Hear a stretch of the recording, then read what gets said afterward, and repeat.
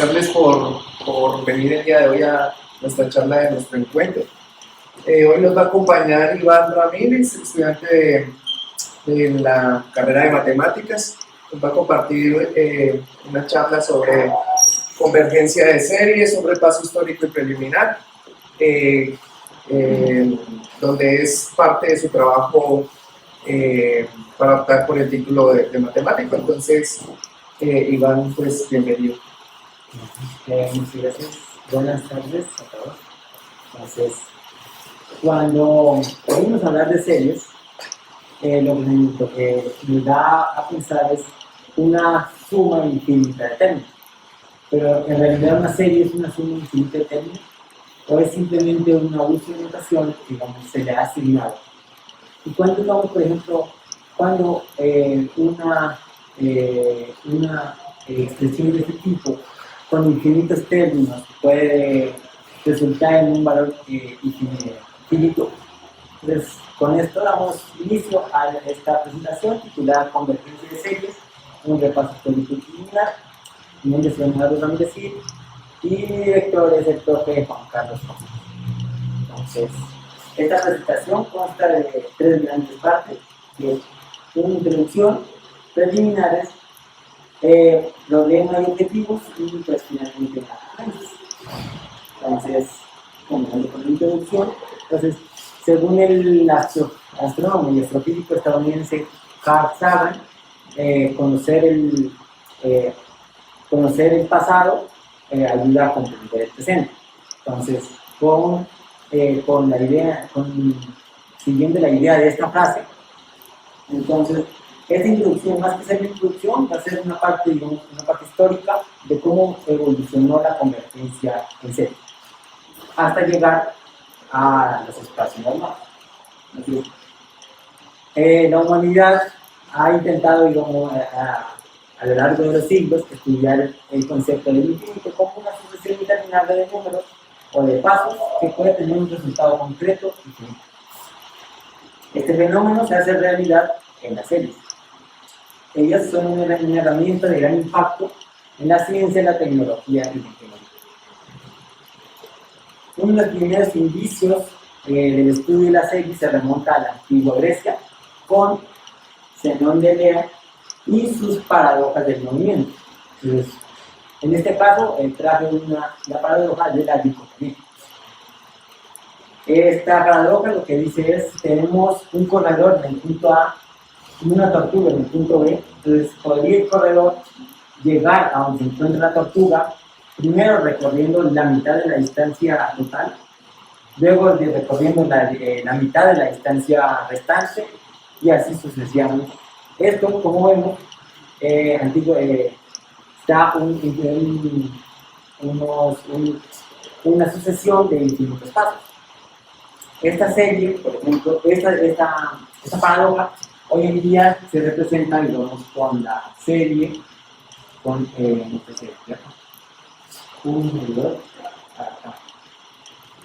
esta paradoja es representada por el medio de esta serie. Pero, ¿por qué se llama una paradoja? Entonces, supongamos que yo soy el corredor y la tortuga, digamos, está en acuerdo. Entonces, claramente, si yo puedo de una u otra manera llegar y llegar a donde se encuentra la tortuga, el punto donde está la tortuga. Pero matemáticamente, digamos, Zenón de Elea planteó, digamos, esta situación, este fenómeno, que recorriendo la mitad de la distancia total, luego la mitad de lo restante y así sucesivamente, pues era imposible que el corredor lograra llegar al punto donde estaba la tortuga. Entonces, por eso es que digamos, realmente sí se puede llegar a donde se encuentra la tortuga, pero matemáticamente parece que no. Esto planteó una pregunta que llevó siglos de desarrollo. ¿Cómo una expresión de este tipo con infinitos términos puede tener un resultado finito? Entonces, el desarrollo de las series empezó mucho después con los matemáticos Isaac Newton y Gottlieb Leibniz. Ellos dos usaron series de potencias para aproximar funciones Y estas son útiles para resolver problemas en la física y en la geometría.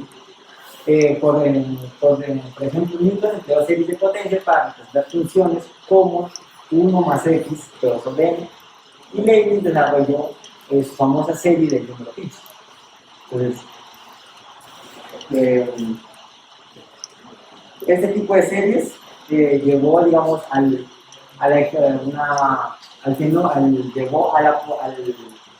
poder extender las series por medio de extensiones infinitas. Tiempo después, en el siglo XVIII, matemáticos como Leonhard Euler ampliaron el uso de las series. Él en particular manipulaba series divergentes, como la famosa asignación del valor de -1 sobre 12 a la serie 1 más 2 más 3 y hasta infinito. Esta asignación fue muy curiosa y muy asombrosa porque, como vemos, esta serie tiende a cada vez a sumar números más grandes. Así que podemos ver que esta serie nunca puede dar un valor finito. Y sin embargo, él logró asignarle un número 1 sobre 2 y además un número negativo. Esto lo logró por medio de extensiones analíticas. Esas extensiones analíticas fueron basadas y ayudadas por medio de la función z de Riemann. Entonces, con esto, digamos, con esta manipulación de series divergentes, digamos, llegaba una falta de rigor para en el tema de la convergencia de series. Y entonces dándonos a la pregunta como ¿cuándo una serie infinita puede considerarse realmente convergente a un valor finito? Esta pregunta empezó a resolverse o a ser contestada cuando llegaron los matemáticos Agustín Loiseau y Karl Weierstrass.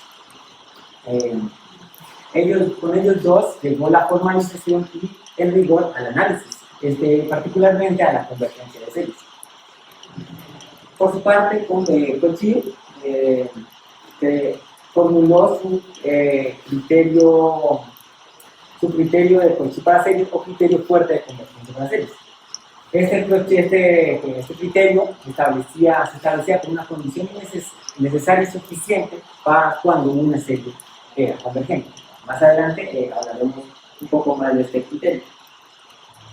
Además de eso, Cauchy estableció que las series de potencias, dadas por esta expresión, de esta manera, tenían un radio de convergencia, y con ese radio de convergencia se podía mirar y observar si la serie divergía o si, digamos, si el criterio no decidía si convergía o divergía. Weierstrass, Cauchy estableció que ese radio de convergencia existía.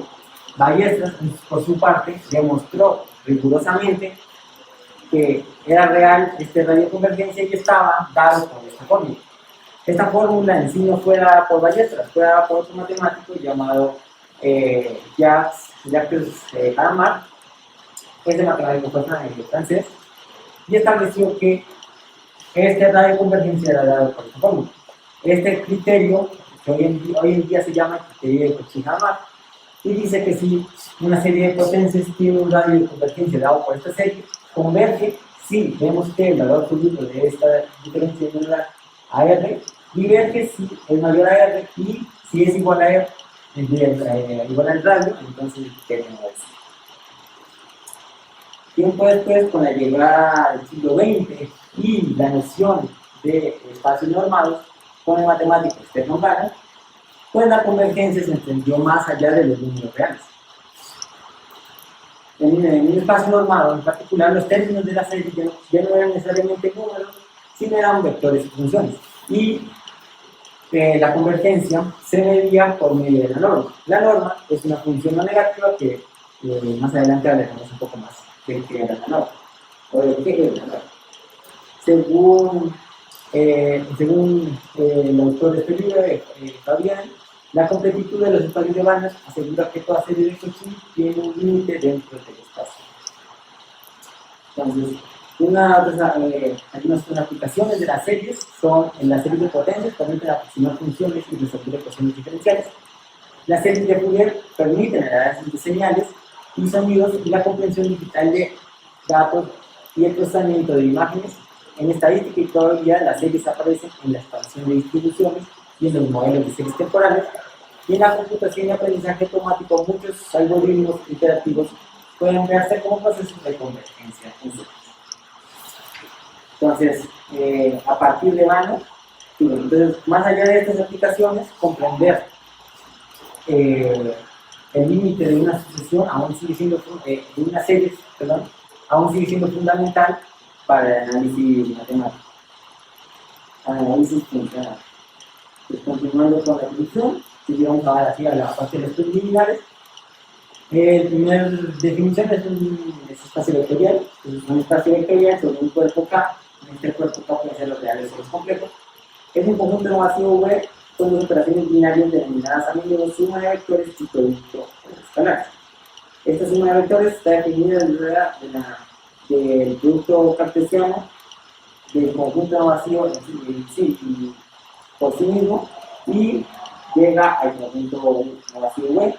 Y el producto por escalares está dado por el producto cartesiano entre el cuerpo de escalares y el conjunto vacío.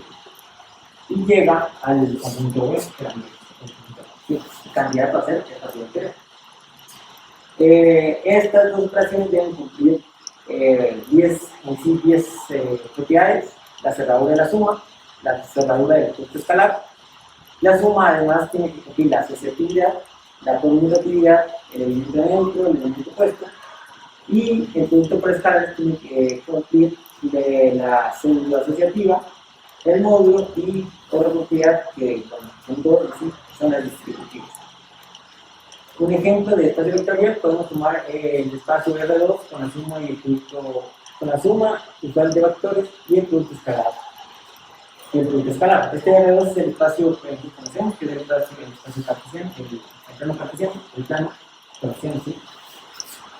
Y la suma es, cada elemento de este espacio está dado de esta manera. Entonces es una pareja con dos componentes, 1 y 2, donde esos dos componentes son números reales. Entonces al sumar los dos elementos de R2, lo hacemos componente a componente. Entonces 1 más V2, V1, V2 más V2. Y el producto por escalares, tomamos un escalar, en este caso de los puntos de los reales, y lo multiplicamos por un vector. Entonces, lo multiplicamos cada componente del vector por el escalar. Estas efectivamente cumplen las 10 propiedades de ser espacio vectorial, ya que las propiedades se heredan componente a componente, porque digamos internamente las componentes son reales. Entonces, los reales son un cuerpo y entonces cumplen las propiedades de ser, ayudan a cumplir las propiedades de ser espacio vectorial. Ahora sí llegamos a una norma. Una norma es una función no negativa sobre un espacio vectorial X que cumple estas 4 propiedades. Es decir, que cualquier elemento del espacio,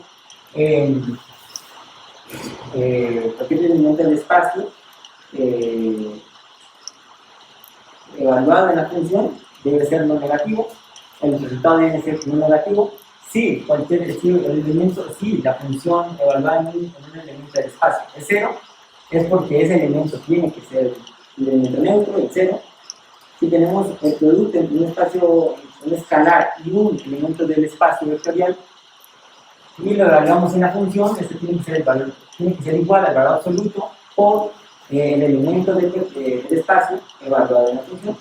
Y la última propiedad se llama la desproporción triangular, que tenemos la suma de dos elementos del espacio que los evaluamos en la función, que tiene que ser menor o igual a la suma individual de cada elemento evaluado en la función. Entonces, ahora, tomando la definición anterior de espacio vectorial y la definición de norma, llegamos aquí a un espacio vectorial con una norma, el llamado espacio normado, llamada expresión normal y se denota como la dupla x, la función negativa.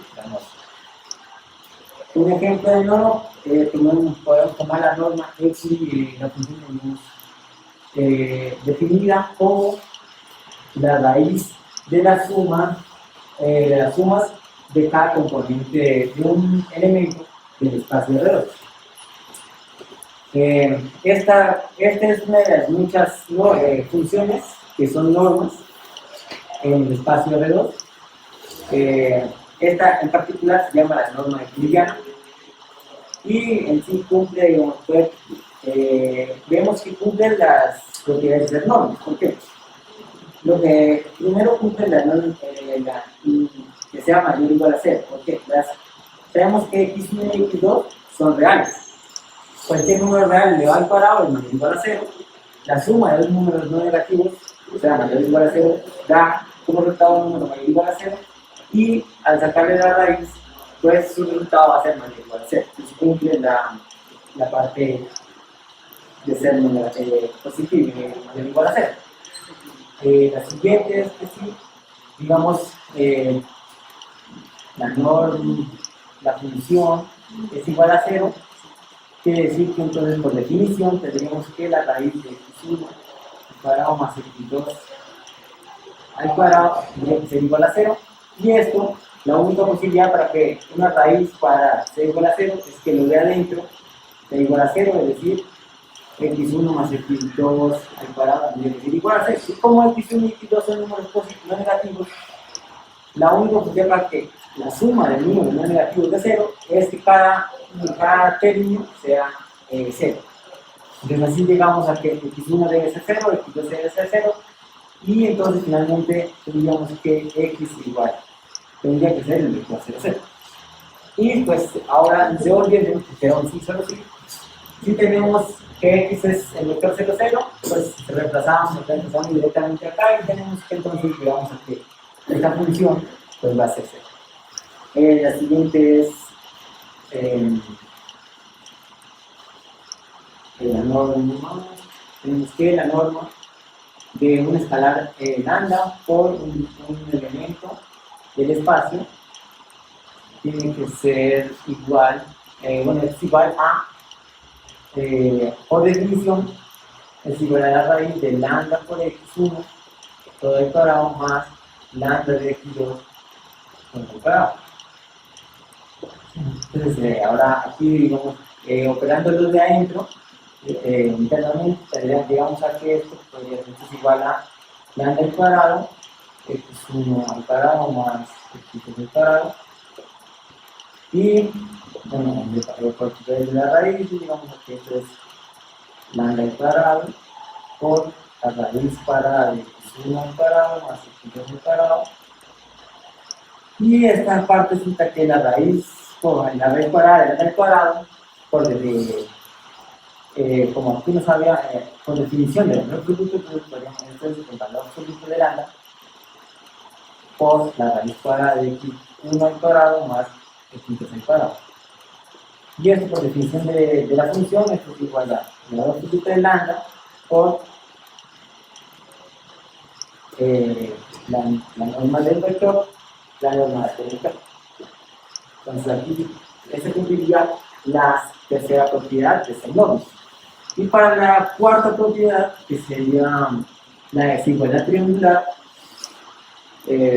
tomamos la suma de los vectores, digamos, tomamos los vectores en R, tomamos la norma de la suma de los dos vectores en R. Esto por definición ya sabido que X es el vector con componentes X1 y X2 y Y con componentes Y1 y Y2. Entonces, la raíz por definición de la función x1 más y1 al cuadrado más y2 más y2 al cuadrado. Entonces, ¿qué hacemos?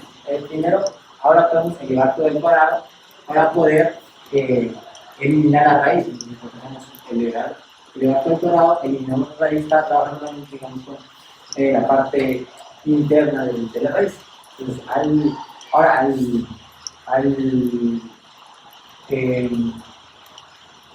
al operar lo que está aquí adentro, entonces nos da como resultado, al expandir estas expresiones, nos da como resultado x1 más x1 al cuadrado más x2 al cuadrado más y1 al cuadrado más y2 al cuadrado más 2 veces x1 por x2 más y1 por x2.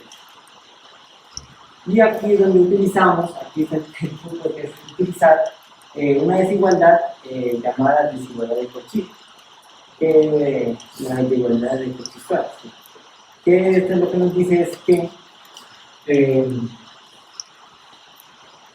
este es un punto que en este caso, un función alrededor, vamos a utilizarla y vamos a hacer otro función alrededor,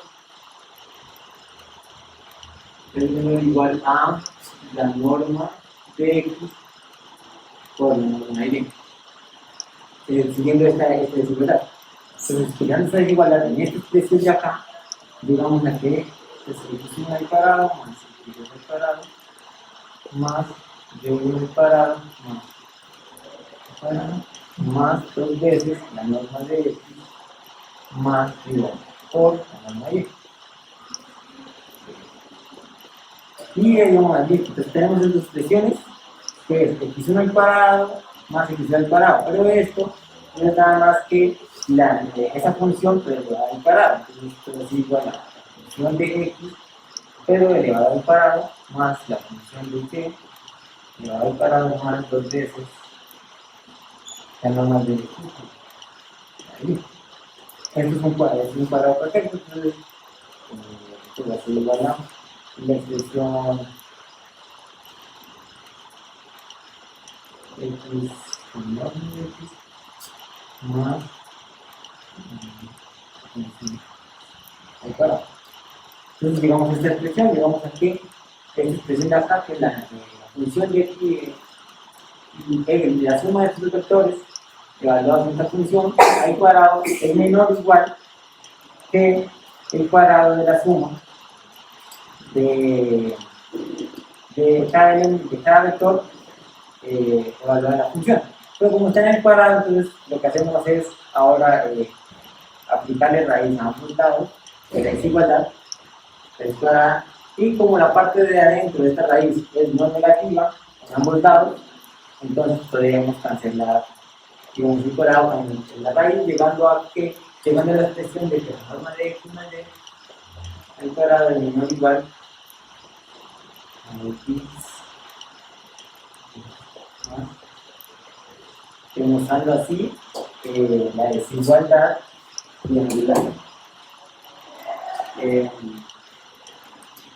Y pues siguiendo con el camino, entonces un ejemplo de espacio normado, tomamos el espacio vectorial que ya vimos que podría ser R, que vimos en el ejemplo anterior, que era R2, y vimos que esto ya es una norma en este espacio R2, por lo tanto entonces la dupla R2 con esta norma euclidiana es un espacio normal.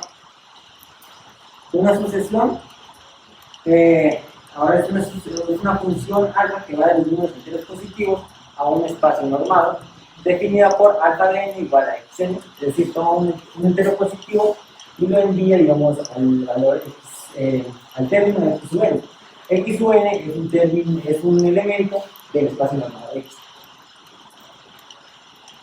que es una serie, entonces, en un espacio normado x, entonces, un par de sucesiones xn y x sub n son llamados series si sus elementos están relacionados de la siguiente manera. ¿Cómo se observa en esta expresión? Donde al término ax sub n se le denomina el término enésimo de la serie y al término n sub n se le denomina la suma parcial enésima de la serie. Pero sin embargo, pues en vez de referirnos a una serie, es un par de sucesiones que de esta manera, un par de sucesiones xn, n sub n que se relacionan, por lo general trabajamos o vemos a las series de esta manera. Un ejemplo de una serie podría, digamos, tomé la serie que representa la paradoja de la dicotomía de Simón de León. Entonces tenemos las sucesiones 1 sobre 2 a la n ponemos los criterios positivos y la sucesión S sub n, y definimos la sucesión S sub n de esta manera, como la suma la suma de los términos 1 medio, más un cuarto, más un octavo, hasta 1 sobre a la n, con n en los criterios positivos, y esa serie se denota de esta manera.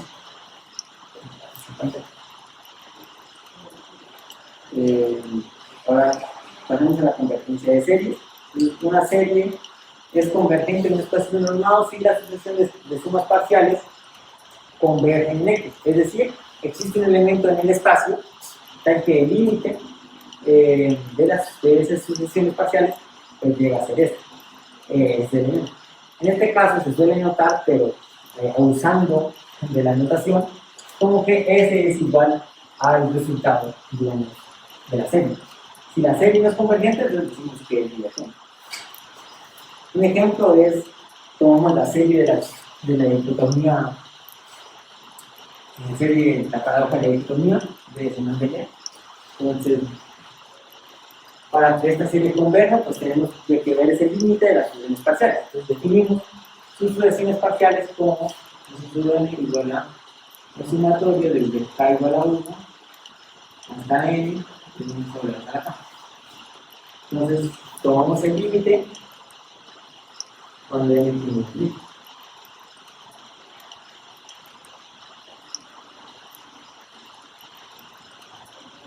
Pero, entonces aquí donde quiero explicar, como vemos, esto es una serie geométrica. Entonces, para demostrar que es una serie geométrica, para demostrar la convergencia de esta serie, tenemos que tomar la siguiente forma. Una serie geométrica es igual a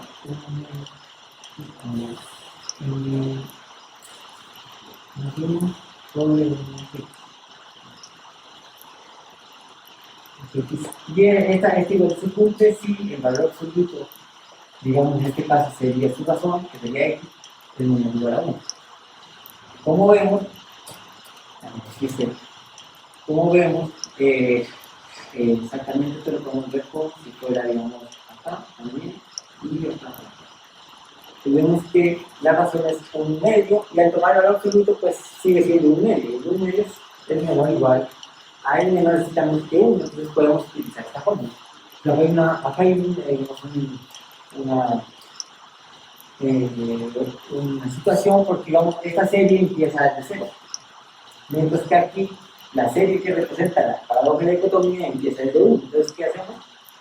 ¿Qué pasa cuando k es igual a 0? Entonces, cuando k es igual a 0, este término, se torna, digamos, cuando k es igual a 0, y esta serie, el término que resulta es el 1.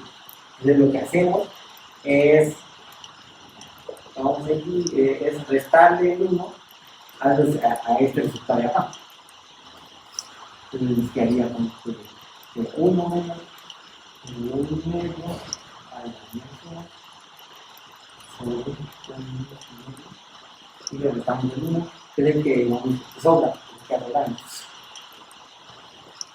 Y vamos creando, desarrollando esta expresión, nos da como resultado el límite cuando es el infinito de 2 menos 1 y esto es igual el límite cuando es el infinito de 1 menos 1 sobre la n. Y ahora, pues, tomando el límite, ¿qué pasa cuando n tiene infinito de esta expresión? De esta expresión más. Pues cuando n tiene infinito, pues esta expresión tiende a 0. Cuando tiende a 0, entonces nos quedaría el límite cuando n tiene infinito de 1. Y ese límite, pues, queda igual a 1. Entonces, efectivamente vemos que esa serie sí converge al número 1. Converge a 1.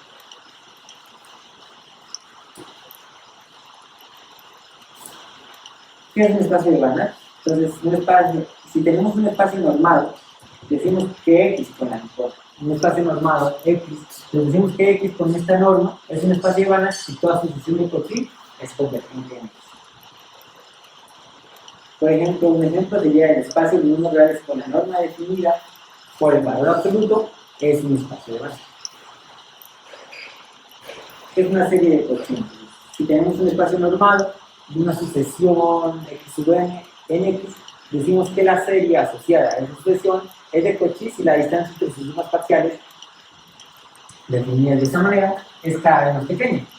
En términos más formales es que para todo x mayor a 0 existe un interno positivo n, tal que para todo n mayor que n mayor que el n mayúscula, de que el interno positivo n se tiene que la diferencia entre la suma parcial s sub n menos s sub n en norma es menor que eso. Y finalmente llegamos al criterio de convergencia de Cauchy. Aquí lo tenemos como si fueran reales.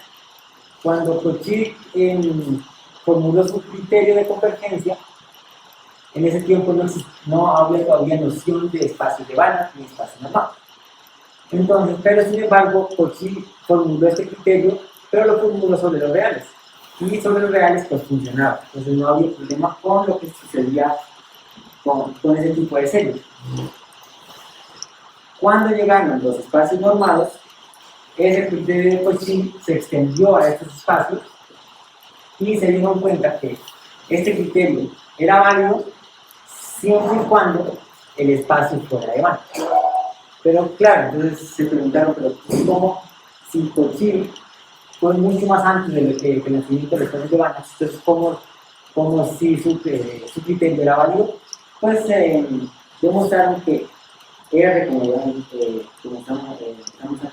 vemos acá, los reales con la norma definida por el espacio, por el valor absoluto, era un espacio de Banach, así que no había problema, pues todo funcionaba, por eso no, en el tiempo de Cauchy no hubo problemas cuando formuló ese criterio. Un ejemplo es, nuevamente tomamos la serie de la dicotomía de la paradoja de la economía del segundo real.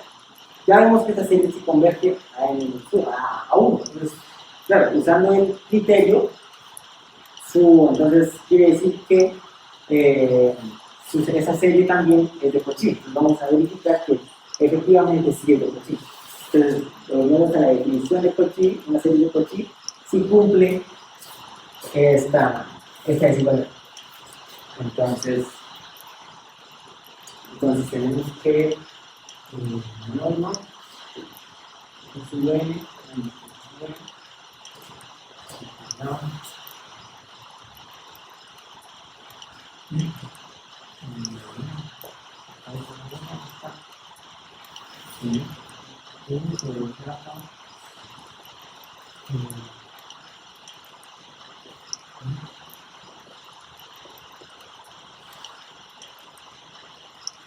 tomando que, bueno, pues al restar estas dos expresiones, si tomamos que m sea mayor que n, entonces, bueno, primero, ya como demostramos en esta parte de acá, utilizamos que es una serie geométrica. Entonces, sería que, como estamos sobre los reales, pues esta norma se convierte en un valor absoluto de esta expresión, pero ya sabemos que esa expresión, ese resultado es 1 menos 2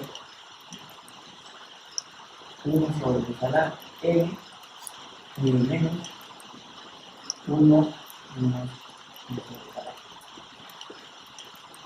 en el absoluto. Entonces cancelamos este término que debemos cancelar, que en este caso es de 1, que es el valor absoluto de 1 sobre, aquí multiplicamos signos, y cada uno sobre n menos 1 sobre el escalar n. ¿Qué pasa? Si tenemos que m es mayor que n, entonces nos quedaría que 1 sobre m va a ser menor que 1 sobre m. Así que entonces, teniendo esta desigualdad, esta desigualdad, vemos que este resultado va a ser positivo. Entonces, por definición de valor absoluto, pues esto va a ser igual a 1 sobre la n menos 1 sobre m.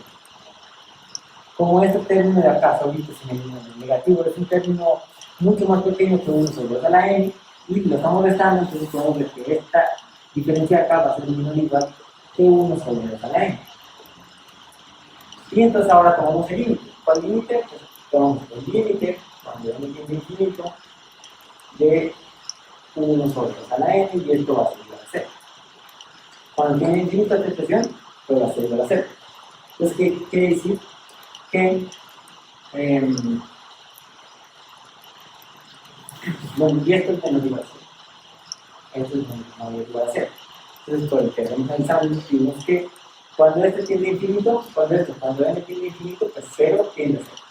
Y cuando n tiende a infinito, 1 sobre 2n, cuando n tiende a infinito, tiende a 0. Con el tema de Ensemble tenemos que entonces esta expresión de acá también va a tender a 0.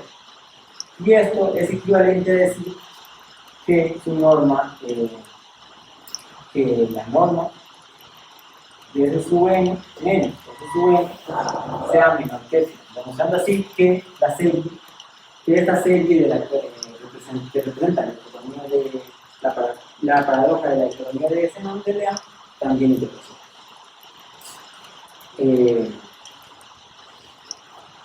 con esto, entonces, puedo ver ahí textualmente. En general, estudiar la convergencia de series es estudiar cómo los matemáticos usaban el infinito, desde las paradojas de Zenón hasta los espacios normales. Entender la convergencia no solo dice si una serie se aproxima o no hacia un valor finito, sino que nos enseña, digamos, nos enseña cómo se representan las ecuaciones que en sí representan la redundancia el universo y hasta las tecnologías que usamos en el día a día. Vamos a tener en cuenta.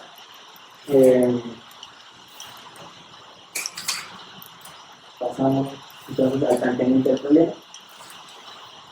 Entonces, el criterio de Cauchy en el principio garantizó que en los espacios de bandas la convergencia de una serie es finita si sus sumas parciales se acercan lo suficiente entre sí.